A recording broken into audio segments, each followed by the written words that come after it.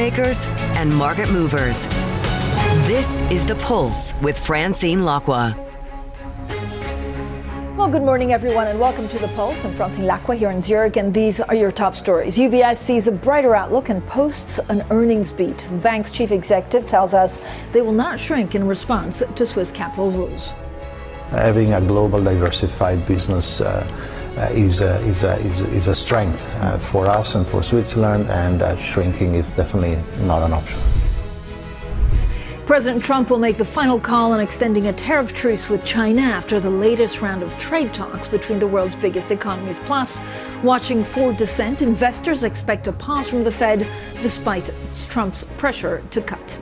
Now, first thing is first, let's go straight to the markets. And again, there's quite a lot going on in European stocks. But of course, look, it's the Fed dissent could aid the gold's ascent. That's how we start our markets live blog. And of course, the big focus is not only what's happening with GDP a little bit later out of the U.S., but also, of course, the Fed trajectory ahead. The S&P futures getting some 0.1%. We always look at euro dollar 115.56, Brent crude 73.07. Now, a couple of the stories we also need to watch out for is, for example, European stocks falling under the weight of the miss from HSBC. So there is quite a lot of banking news stories. And then we are also watching for a tsunami reaching Hawaii as there has been a powerful quake, putting all of the Pacific on edge. So you can see the CAC 40 in France actually gaining, but the FTSE and elsewhere a little bit on the downside. We're also getting some European data. So Germany, preliminary second quarter GDP falling some 0.1%. That is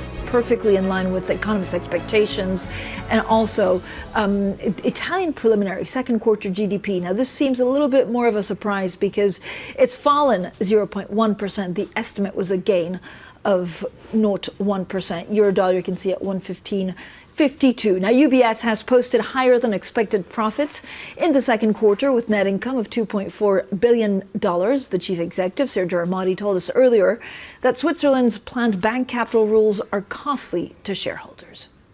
Shrinking is not an option. UBS and Switzerland benefits from our diversification. You look at this quarter, Switzerland is performing well despite a very challenging environment around interest rates and the economic situation. But we have offsetting businesses that allow us to benefit from this diversification. Having a global diversified business is a strength for us and for Switzerland. Well, Sergio Ermotti also spoke about the impact that President Trump's tariffs could have on the global economy. If we land at around 15% on average is a base case scenario, which in any case is something that needs to be digested. This is 6 times higher than what we had at the beginning of the year. This brings some kind of inflation. If you think from an exporter standpoint of view, if you are a Swiss or a European exporter, you are basically seeing your clients in the US have to pay 15% more because of tariffs, plus another 10 to 15% more because of FX. Well, for more on UBS, let's go straight to Noelle Illian, who's here with me in the Zurich office. Noelle, thank you for joining us. I mean, it's interesting because for one of the first times, there's also a second press conference coming on right now with the chief executive and the CFO talking about regulation. So, I mean, earnings were fine, but it's really the focus on capital requirements that's worrying investors. Yeah, so actually it's the first press conference since Ermotti returned as CEO. And Hammer's left, so it's an unusual, rare move for UBS, and they haven't really publicly made any announcements since June 6th proposals from the Swiss government. So we're excited to see what they will announce in connection to this. And when we asked, Sergio Ermotti, who's very tight-lipped. I mean, there's a lot of speculation, first of all, that they're looking possibly to move headquarters, that they could sell parts of the business, and he kind of pushed back against that. So are we expecting any news from this press conference? Who knows? We'll see what they come up with, but we are analysts, at least they are expecting UBS to say how they want to mitigate the impacts of these capital requirements. So it's definitely a big topic for everyone at the moment. I mean, if you look at the capital requirements, are they really overshadowing what the business is doing, which is actually, again, integration of Credit Suisse, which is faster than expected. It's not easy, and they had a good set of results today. Yeah, it's also having a big impact on the share price at the moment compared to other European banks. So yeah, it's definitely on top of mind for everyone. And the results, as you mentioned, they were good all round. Especially markets performed well. They had good net new money inflows as well. So overall, yeah, pretty good set of results for UBS. I mean, do you sense a lot of frustration from UBS leaders about how they're being treated in terms of the capital requirements by Swiss policymakers? That's a good question. I do think that the way it was an unexpected, kind of the way this is playing out. And I don't think UBS executives thought that this would happen when they agreed to take over Credit Suisse a couple of years ago. Noel, thank you so much. As always, Noel Ilian there with the very latest on UBS, and we'll bring you more of our interview with the UBS chief executive later in the hour. Now, the US and China are continuing discussing the terms of a tariff truce extension. Now, the US Treasury Secretary Scott Bessent says President Trump will make the final call on extending the tariff truce with Beijing. The Chinese deputy minister did say that we had agreed on a pause. We have not. Nothing is agreed until we speak with President Trump. Now for more, let's bring in Oliver Crook. Ollie, good morning. So we wait for Trump to decide what's going to happen next. Yeah, that's right, Francine. There was a little bit of confusion yesterday after these 2 days of meeting on the U.S. side, led by Secretary of the Treasury Scott Bessent, flanked by Jamieson Greer, the U.S. Trade Representative, and the Vice Premier of China. They spent 2 days here in Stockholm, occupying the Prime Minister of Sweden's office here to thrash out the discussions about extending that trade truce that is holding between the United States and China until August the 12th. And we got the first press conference in 2 different places. The first from the Chinese, seemingly suggesting that everything was locked and loaded, that the truce had been agreed and that we could all move on. And then the Secretary of Treasury saying, not so fast, we still need to get approval from President Trump. So we understand that Scott Bessent now is back in the United States. He will brief the president today, and the president will make a determination as to whether or not to extend that truce between China and the United States. And just a reminder to everybody, there was a situation a few months ago now when the sort of trade war escalated between the 2 biggest economies in the world. We had tariffs upwards of 100% on both directions, basically precluding all trade. And this meeting was really, the hope of this meeting was to extend that truce for another 90 days. And the reason that the market has been, I think, relatively calm about what we saw, the fact that there is no deal, is that ultimately both sides were saying these were very, very constructive discussions. And I think the base case for the market still is that that truce will be extended. So Ollie, I mean, again, the 90-day extension leads, could that then end up with a Trump-Xi summit? Is this what President Trump wants?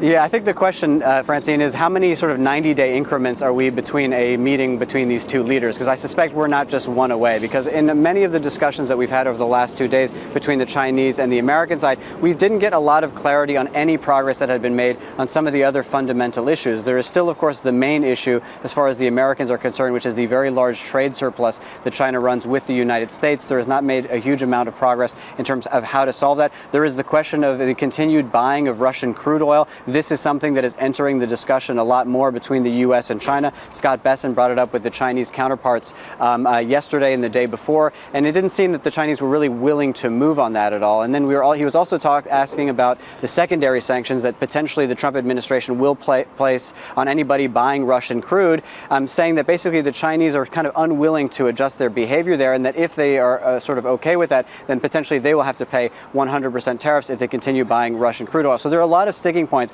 that have not yet been resolved. And we know from the discussions over the last 2 days that a Trump-Xi meeting has not come up explicitly between the 2 delegations. Another topic that has not come up, something that is still outstanding between the 2, is the sale of TikTok. Trump says there's a buyer in the United States. You still need the nod from China. So I think there are still a great many issues that need to be discussed and progress that needs to be made before these 2 men will be willing to be in the same room to have something to deliver to the world.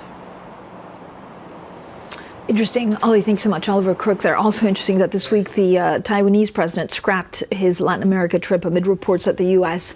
actually also posed a stopover in the U.S. Now joining us is Simon Macadam. He is Deputy Chief Global Economist at Capital Economics. Simon, thank you so much for joining us. What can you tell us about U.S.-China? Where are you expecting tariffs to land on that? Well, I mean, something we've been thinking since the election back in November was that it's a geopolitical issue here that's at stake. That means that China is ultimately going to be tariffed at far higher rates than the rest of the world. What exactly that rate will be a few months from now is anybody's guess. We're currently at around 40% effective tariff rates that are in place right now. That seems plausible that we could end up there. Equally, a couple of 10 percentage points higher or lower than that, it seems plausible as well. But the big issue is that China will remain highly tariffed compared to the rest of the world. But that's because of a geopolitical rivalry between the US and China. Simon, what can you tell us about the EU and US? I mean, this is a very big week in terms of trade. There's also the August the 1st deadline, that's Friday. But the market seems to be convinced that actually it's like almost one and done, that we know what the tariffs pretty much look like. I mean, are we certain that then they don't change in 3-4 weeks? Well, that's the issue. We're dealing with President Trump is negotiating not with one country, but with a bloc of 27. And those 27 have all got to agree. We've already started to hear out murmurs from some countries like Germany and France that they don't like the deal, but they might have to suck it up. But the French are talking about trying to get exemptions on certain things. So this could be a little bit of messy backroom deals being done over the coming weeks. But I would think that, broadly speaking, the EU will go along with this deal. I mean, let's be clear. This is a really bad deal for the EU, hardly reciprocal, using Trump's language. Not so long ago, the EU was talking about trying to get terms for a zero-for-zero tariff deal with the US, and now they're looking at 15% rates on most of their exports, including higher rates on steel and aluminium. So we're very far from that, and this is a huge increase in tariff rates from the sort of 1.5% rates that we saw just at the beginning of this year. But why do you, I mean, 15, I guess, is better than 20, but it's not as good as 10. Should they have negotiated more to get a better deal, or was this always going to be the best that they would get? Well, this is the thing, isn't it? This is Trump's strategy. Threaten 50 and 30 and make 15 look good. But as to the point you make about whether they could have got a better deal, there are some constraints that the EU faces as a negotiating bloc. For one thing, it has very high pain tolerance. Some of those countries in particular are exposed to trade with the US. And also, you have got to get agreement from all 27 countries. And just remember also, there is that thing called the Ukraine war. And I think there are also geopolitical concerns that it's really important to get the Americans on side. And there are increasing signs of that happening. And the Europeans wouldn't want to jeopardize Trump's increasing support for Ukraine by throwing a spanner in the works, by retaliating and bringing more trade uncertainty to its own economic bloc. Simon, why haven't we really seen actually the tariffs show up in U.S. inflation? Is it a matter of when it shows up, or could it just dissipate? Well, actually, if you look closely in June, you could see it. I mean, there is one thing here about not trying to cherry pick numbers, but if you do look at the sort of goods that we think would be affected, the sort of heavily imported goods like clothing, electronics and such, we could see that there were very big price increases. So excluding cars, core goods prices rose by 0.5% on the month in June. So we could already see that tariff effect start to come through. But this argument that in May and June we should have seen big increases in goods inflation, I just don't think is very credible. Everybody knows that in Q1 there was this massive increase in imports into the US, a build-up of inventory. It was quite clear that some of this pre-tariffed inventory was going to be run down before firms are in a position where they want to raise prices. And then there's that other thing called profit margins. Profit margins, if we look at the national accounts, suggest that profits in the US for the corporate sector are extremely high levels by past standards. So there's great scope there in the meantime to absorb some of this while firms are trying to navigate the uncertainty. And maybe we'll start to see some of these deals being done, these rates seeming a bit more durable that are being imposed. And then maybe we'll start to see these price effects carried through to consumers more clearly in the price data in the next couple of months. How much is world GDP impacted by these tariffs? I mean, our estimate is that compared to a world in which there were no tariffs, no tariff uncertainty, the world will be about 0.3% smaller by the end of next year than it would otherwise be. So now, obviously, within that global aggregate, that global hit, in a context of a global economy that usually grows at about 3%, so sort of a 10% hit to sort of the growth rate over a 2-year period. So it's not insubstantial. But within that aggregate, of course, that some countries are getting hit far more than others. On the face of it, the likes of Canada and Mexico, given the huge USMCA compliance carve-outs that they've got in their deals with the US, it would suggest that maybe they won't be hit very much at all. But of course, they're so exposed to the US economy that they are some of the most hit economies. Clearly, these high tariff rates coming out on parts of Southeast Asia are going to be bad news for those economies as well. Whereas the likes of the UK has obviously got its deal and isn't that exposed to trade with the US. Japan, now that it's got its trade deal, particularly for its auto sector. The auto sector is so important for Japanese exports to the US. India is another place as well, which is going to be less hit than the likes of Southeast Asia, Canada and Mexico. Yeah, and Simon, overall, I mean, how quickly will we find out exactly how exporters globally are reacting to these tariffs? Well, already it's quite clear that there is a case of rerouting, so from China, let's say. So we can see that Chinese exports to the US have collapsed. We can see that Chinese exports to other parts of the world, particularly in Southeast Asia, have increased, such that overall trade performance in China has not been hit terribly. In other parts of the world as well, we are starting to see these patterns of trade diversion. This is something we're going to have to be monitoring very closely. We know from the first trade war under Trump's first term, the sort of dynamics here, where parts of Southeast Asia and Mexico see a boost to their exports to the United States. But we'll have to see this time, because something's different this time. And that thing is that Donald Trump is very much aware of the rerouting issue. He's already started talking in these trade deals and these letters that he's been threatening people with that there will be higher tariffs for transshipment. Now, it's going to be difficult to monitor that and to gauge the extent to which shipments are coming in through third-party countries. But I think that Washington is very aware of this issue and may well start to impose tariffs on countries that start to succeed too much. So if you are too much of a beneficiary of trade diversion, then you yourself may find yourself further down the line with higher tariff rates. So what does the Fed do in all of this? Well, so the Fed at the moment, I mean, as you described earlier, I think the July hold is pretty much nailed on. One or two dissenters could be in the pack there. I think the debate is about maybe what happens in September. We're at Capital Economics, we're of the view that the Fed is not going to be cutting interest rates this year. Now, that is not what the Fed, many of the FOMC participants believe themselves in the dot plot. It's not what markets are pricing in. But our belief is that the tariff effects, as we say, we're already seeing them in June, because I think they are going to build over the second half of this year. The other element of the Fed's mandate is about the labour market and how the overall economy is holding up. And on that case, I think there are some people who are cherry-picking some weak signs or some softer signs in the labour market data to paint a picture that the US needs to cut interest rates quite rapidly. We're not just of that. We're just not of that view. And we saw the JOLTS yesterday. The JOLTS report came out, and that suggested that the labour market is in very good shape. So if you've got a labour market in good shape, you've got an economy that's humming along. The tariff effects and the immigration effects on growth aren't going to really be phasing in until later in this year and into next year. I think there's just a case for the Fed to stick to its guns and to believe that there are upside risks to inflation. So you stand pat for the time being. Simon, thanks so much. Simon Macadam there, Deputy Chief Global Economist at Capital Economics. Now, coming up, Mercedes reinstates guidance at a lower level. We'll dig into that and the other firms reporting this morning. That's in just a few minutes, and this is Bloomberg.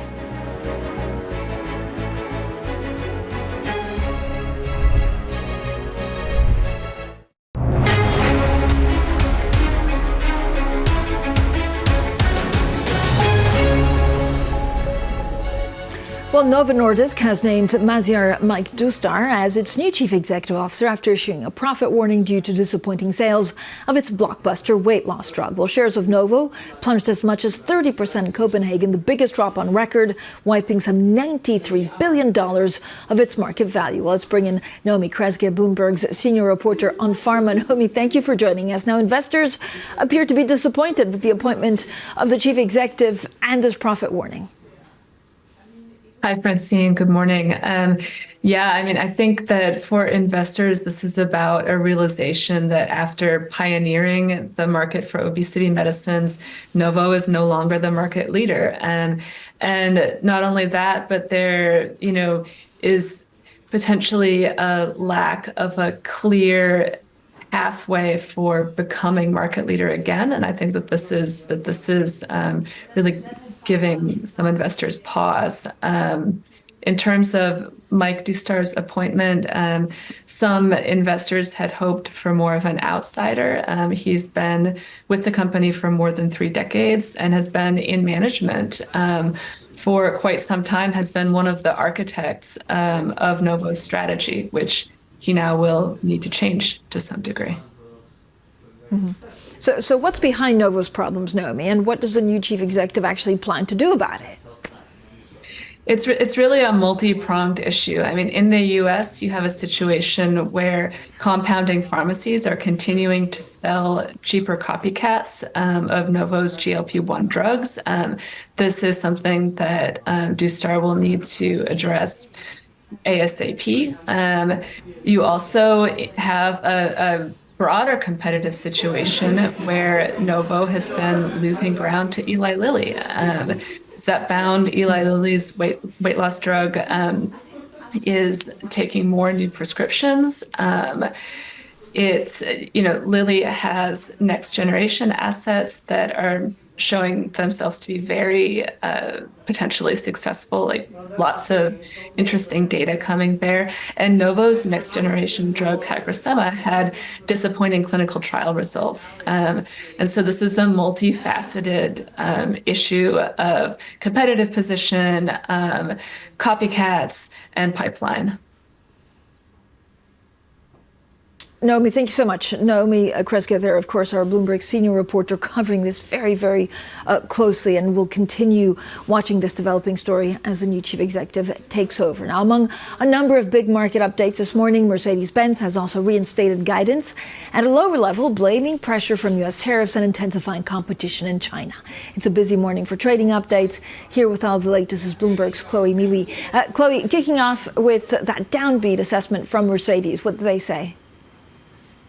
Yeah, so Mercedes reinstated that guidance that they had withdrawn earlier this year on the back of tariffs, but they reinstated it at that lower level. That's something that we saw from Stellantis as well earlier this week. And obviously this tariff story is a big part of this, but crucially for Mercedes, it's also about that intensifying competition in China, where essentially local manufacturers are making electric vehicles much cheaper. And Mercedes has to compete, obviously, in China, but also in its home market of Europe. You know, companies like BYD are also trying to push into that European market. So both of those issues, the tariffs and then also that competition, that's putting pressures on margins this year. And we'll also see revenue that is much lower than last year's level.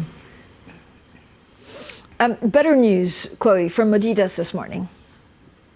Yeah, so Adidas, on a surface level, Adidas actually did quite well. So profit did beat expectations. It saw really strong sales of its retro sneakers like the Sambas, for example. But there's a couple of things that disappointed investors a little bit. So we got weaker than expected revenue. That's on the back of the end of the Yeezy franchise and also a stronger euro. But also crucially, more importantly, Adidas actually did not raise its guidance. And that's something that investors had been hoping for because of that really strong second quarter profit uplift. The CEO said that there was really kind of no visibility going forward because of the tariff uncertainty. But that means that now the guidance actually sits below expectations. So that kind of led the share price down this morning.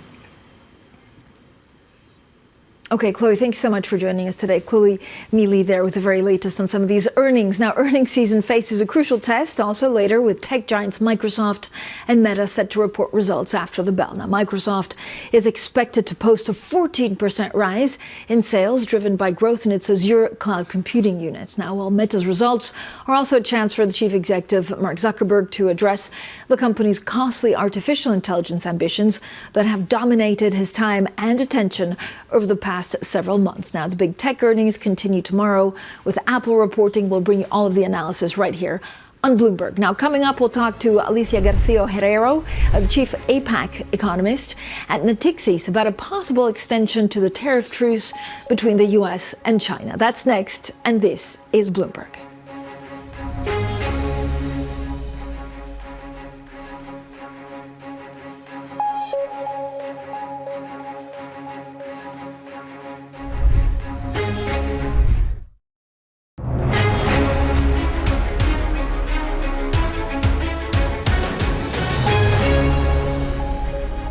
Good morning, everyone, and welcome to The Pulse. I'm Francine Lacqua here in Zurich, and these are your top stories. UBS sees a brighter outlook and posts an earnings beat. Now, the bank's chief executive tells us they will not shrink in response to Swiss capital rules. having a global diversified business is a strength for us and for Switzerland, and shrinking is definitely not an option. Now, President Trump will make the final call on extending a tariff truce with China after the latest round of trade talks between the world's biggest economies. Plus, watching for dissent, investors expect a pause from the Fed despite Trump's pressure to cut. Now, back to one of our top stories, and President Trump is set to make the final call on maintaining a tariff truce with China before it expires in 2 weeks. Now, an extension would mark a continued stabilization in ties between the world's two biggest economies. Well, joining us now is Alicia Garcia-Herrero, Chief APAC economist at Natixis. Alicia, thank you so much for joining us. What does each country need from each other? Well, as we move on, it seems the U.S. needs so much more China than China needs less, because the U.S. have not been granting extensions to anybody. Look at what happened with Europe, what we're expecting for India, around 20%. And things look very different for China, much more positive. The U.S. is ready to wait. The U.S. is ready to make concessions on export controls, on virtually everything. We even are discussing potential reduction of the fentanyl 20% tariffs, you name it. So the question is, why is this so different from what we heard from Trump's campaign before he was elected? So, Alicia, first of all, why does Trump want to, does he really just want to deal with China for optics, or does he need the rare earths, or is this a turning point in what he wants to get from them, or does he just want a photo op with President Xi? I think Trump has realized that the market can take a lot. Look at how nicely the market is reacting to every deal, but the market cannot take U.S. pressure on China. Every time he's tried to do this, the market has reacted very badly.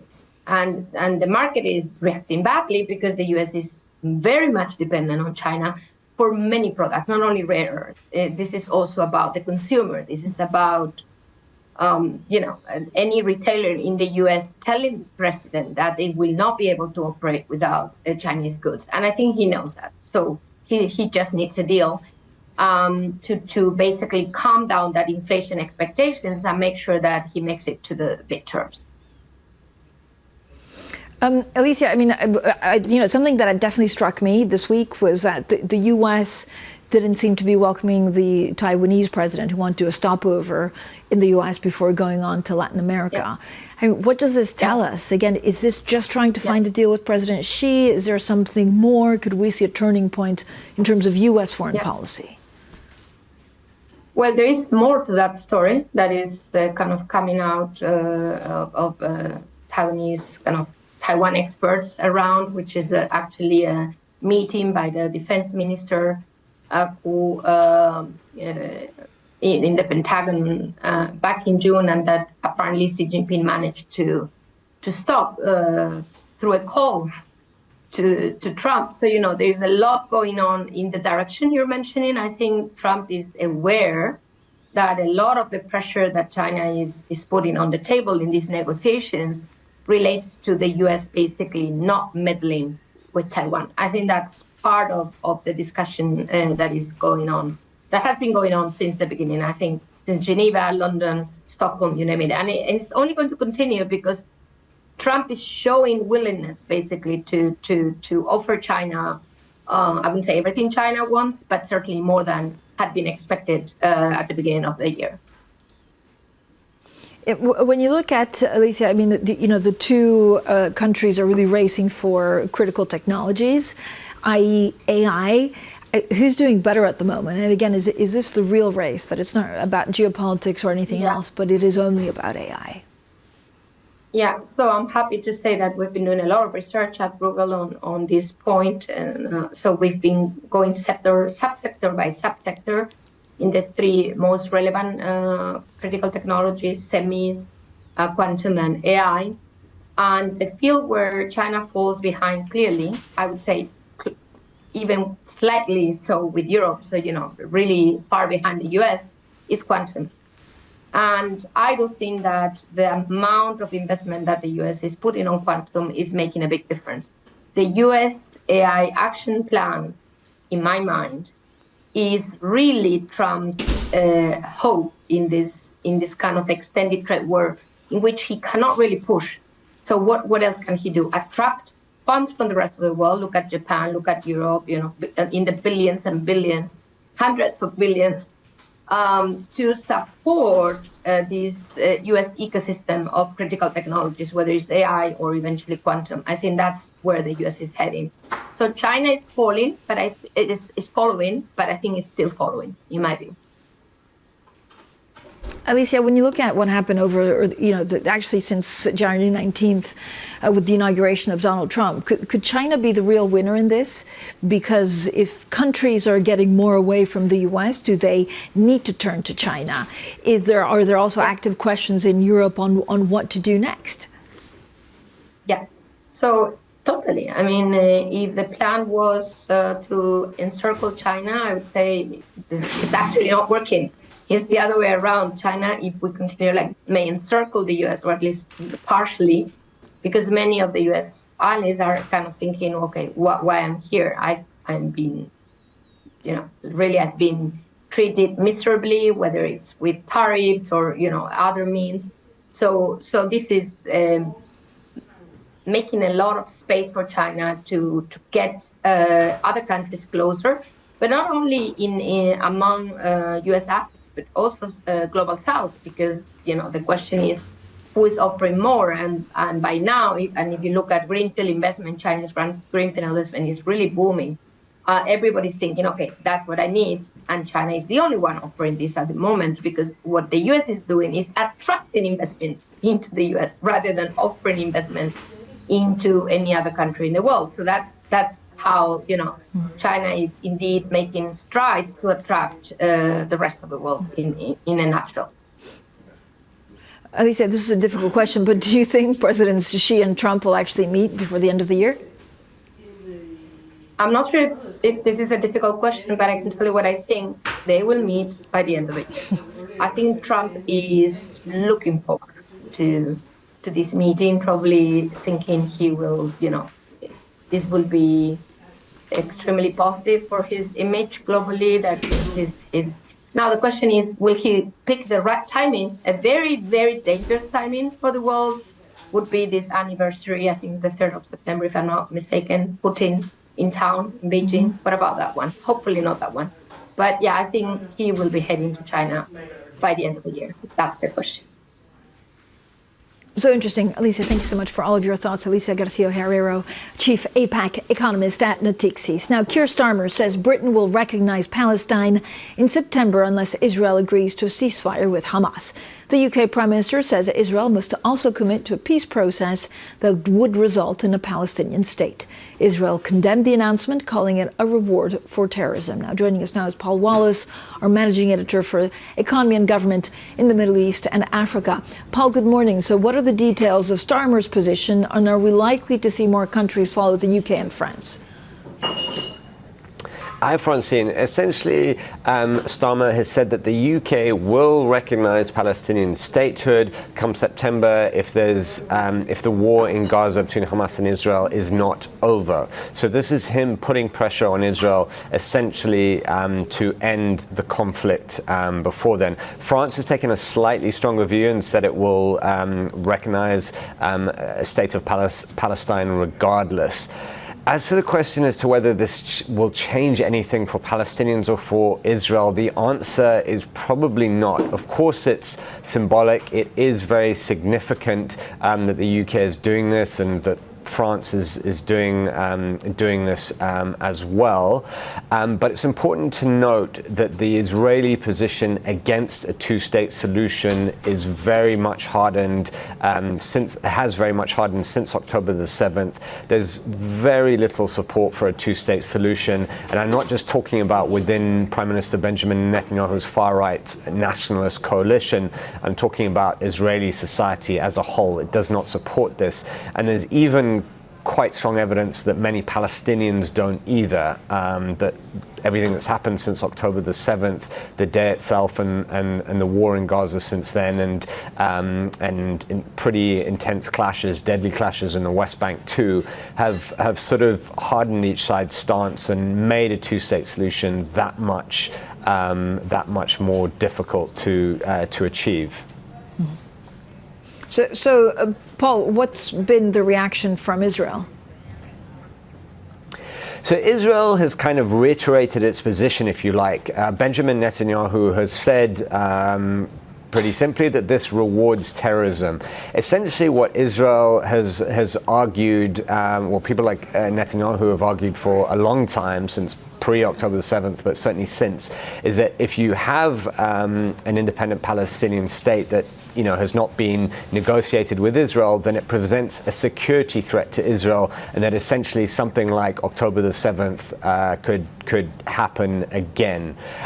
So that's a pretty firm position in Israel, and that's what a lot of Israelis think as well. And it seems as if, whatever happens between now and September, it's quite hard to see the Israeli government taking any steps towards accepting Palestinian statehood. There could still be a ceasefire in Gaza, which would obviously be welcomed by most of the world, but is very different from Palestinian statehood. That's something that's still ongoing, and at some level, Hamas and Israel, they're still holding talks to bring about a ceasefire, but it doesn't look imminent. Paul, thank you so much. Paul Walls there with the very latest on the Middle East. Now, 4-foot tsunami waves have been recorded in Hawaii. Remote parts of California are bracing for impact after a powerful earthquake in Russia's Far East triggered tsunami alerts across the Pacific. Now, the magnitude 8.8 quake struck at a depth of 21 kilometers of Russia's Kamchatka Peninsula on Wednesday morning local time, triggering tsunami alerts from Japan and China to as far away as Indonesia and New Zealand. And Blackstone has confirmed that a top executive in its real estate business was killed in yesterday's shooting at its Manhattan headquarters. Wesley LaPatner was chief executive of Blackstone REIT and a 43-year-old mother of two. She was amongst 4 people killed in the shooting, including a police officer and a security guard. Now, law enforcement officials say the gunman was targeting the National Football League headquarters in the same building, but went to the wrong floor. Now, coming up, we're back here in Zurich. The chief executive of UBS say he will not make the bank smaller to mitigate the impact of future Swiss capital requirements. More from our interview with Sergio Ermotti next, and this is Bloomberg.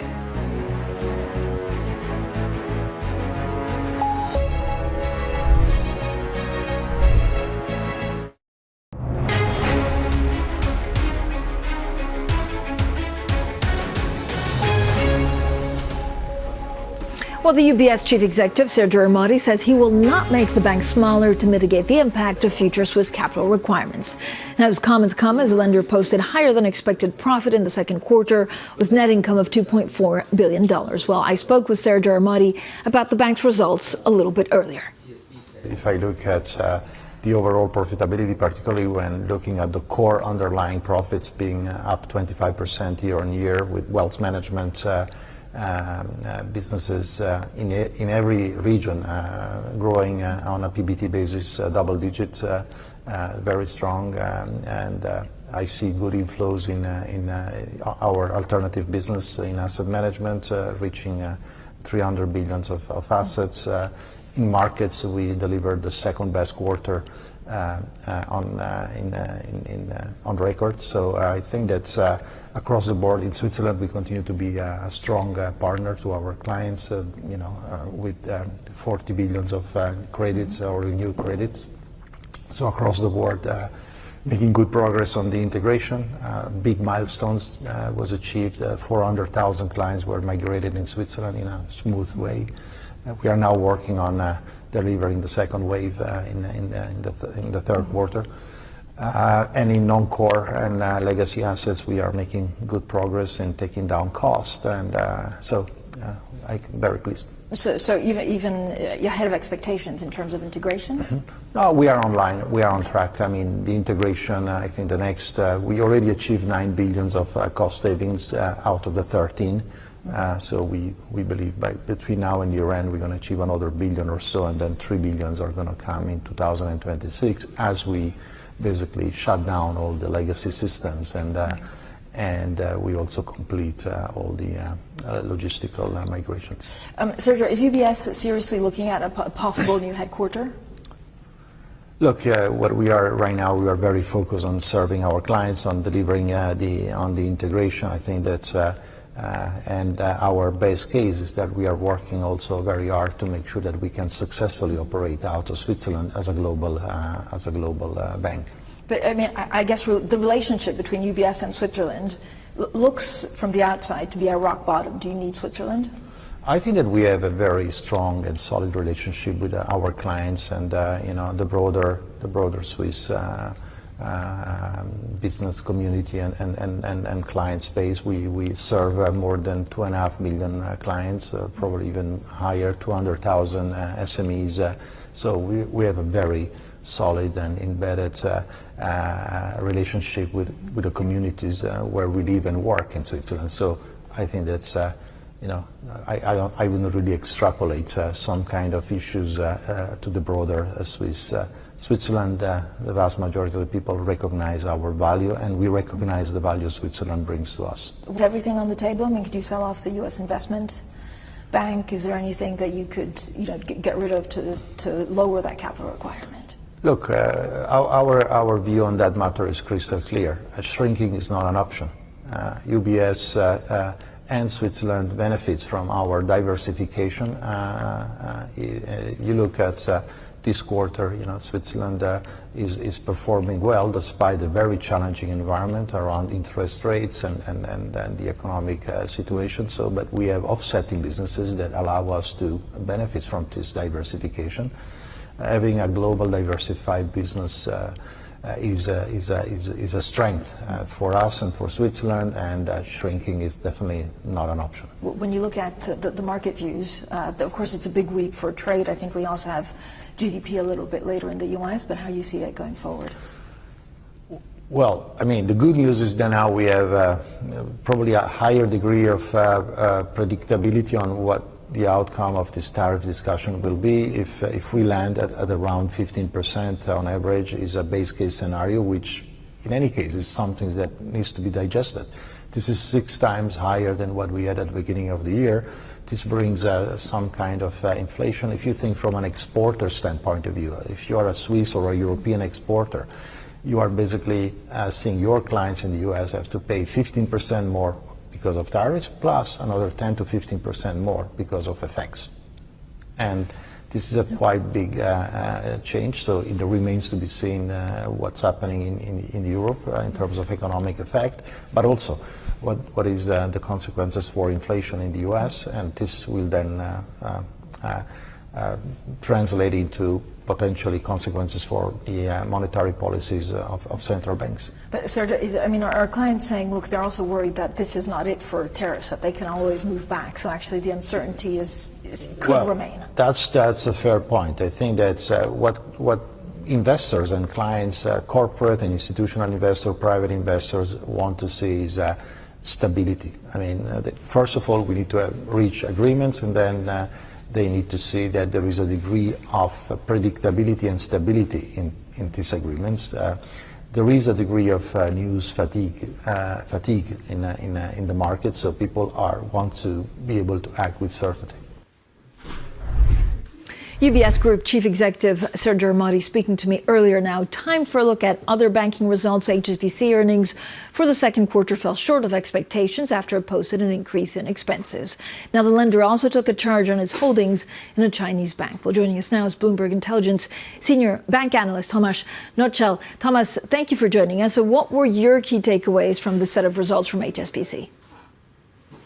Hey, good morning. So first of all, yes, the bank may have missed on reported pre-tax profit numbers, but if you look into details and you exclude all the notable items, actual pre-tax profit is of 10% beat, so relatively very strong underlying performance. Revenue were strong, NII was strong despite HIBOR plunge in the second quarter of the year. Transaction banking was strong, wealth management is very strong, so the revenue momentum is still still much on track. Cost on like-to-like basis is flat, so it's as well suggesting restructuring costs is on track. So definitely good news there as well. And cost of risk was a little bit higher than the full year guidance of 40 basis points, and this is reflecting commercial real estate troubles in Hong Kong. But banks seem to be confident that the provisions it set aside will cover the risk looming in the next couple of quarters.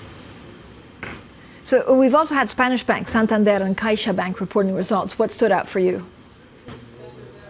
Well, what's left for me is now, if you look at the share price performance, definitely there is lack of new catalysts, right? So Santander reported in line. There's no upgrade to 2025 numbers, guidance. There's no new news on the share buybacks or some other capital distribution following recent strategic moves in Poland and in UK. So we are expecting possibly Investors' Day in February to have new catalysts, some that would keep the momentum of the stocks up. If you look at CaixaBank as well, they beat the guidance, they beat the expectations, but the revised guidance is in line with consensus again. So there's no exciting news to keep the momentum of the share price performance in the couple of last months. Thomas, thank you so much. Bloomberg Intelligence Senior Bank Analyst Thomas Nutzel. Now, Visa reported third quarter earnings that beat estimates, with revenue rising some 14% to a record $10.2 billion. Shares fell 2.3% and exited trading after the world's biggest payment network left its full year earnings outlook unchanged. And L'Oréal shares are higher. That's despite sales missing expectations in the second quarter. The world's biggest maker of beauty products reported weaker demand in North Asia and a slowdown in Europe. European sales rose 2.4%, well below forecast. The beauty industry as a whole is facing consumer uncertainty due to U.S. tariffs, while demand for skincare and makeup in Europe is slowly, particularly in France. Sales at Gucci have plunged to 25% on a comparable basis as shoppers turn away from Kering's largest brand. Well, luxury goods are in focus today, with Hermès and Prada updating investors. We're now joined by Bloomberg opinion columnist Andrea Felsted. Andrea, difficult set of figures from Kering. These issues once again at Gucci.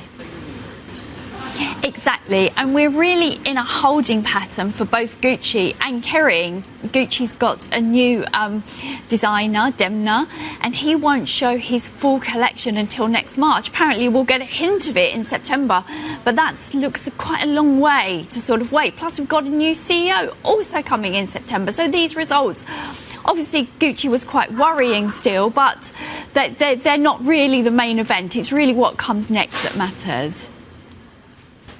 A more positive, Andrea, outlook from Hermès. That's right. I mean, Hermès continues to outperform. Overall, the results were in line with expectations, but leather goods outperforms. It's really all about that Birkin bag. The fact that there's more demand for the bags than Hermès can meet means they tend to outperform in difficult times. You make a wish for your Hermès bag. If it turns up and you don't want it, there'll be someone else further down the line who will want it. So that's really what keeps things going in the right direction. Prada also reporting today, Andrea. Exactly. So the thing to watch with Prada is whether Miu Miu can keep up its incredible growth. It's been the fastest growing luxury brand. It's fashion, it's younger, it's slightly but not much more reasonably priced. We'll see if that's still continuing or whether it has slowed, and also whether there are any hints about what it's going to do with Versace. And what do all of these results actually tell us about the wider luxury sector, Andrea? I think they show us that we are probably closer to the bottom of the downturn than we are the top. The US doesn't seem to be getting any worse. We are seeing, stock markets rallying, crypto coming back. That's always good for luxury demand. Again, China not getting any worse despite the trade war. And Kering was actually saying they were seeing some signs of improvement at the very top end. So interesting as always, Andrea. Thank you, Andrea Felstedt there. Now, up next, Bloomberg Brief, and this is Bloomberg.